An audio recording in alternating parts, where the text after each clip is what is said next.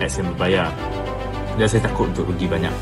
Jadi Cik Farid Ghazali dah ajar saya macam mana traffic light system, dan mana kita nak scale up, nak tambah kos dalam iklan ataupun nak kurangkan kos iklan. Bagi saya, dia membantu saya untuk menggunakan duit yang saya ada secara efficiently untuk ads.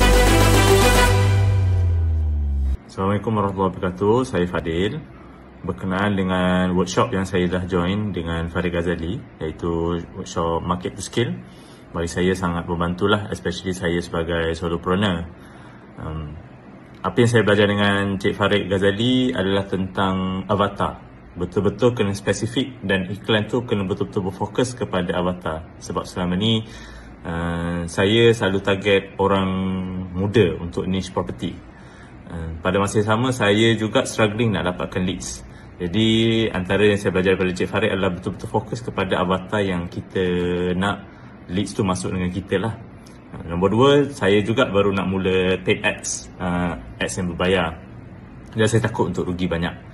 Jadi Cik Farid Ghazali dah ajar saya macam mana traffic light system. Dalam traffic light system tu, kita diajar macam mana kita nak scale up, nak tambah kos dalam iklan ataupun nak kurangkan kos iklan berdasarkan kita punya niche kita dan berdasarkan pada traffic light system. Bagi saya, dia membantu saya untuk menggunakan duit yang saya ada secara efficiently untuk ads yang saya akan publish nanti.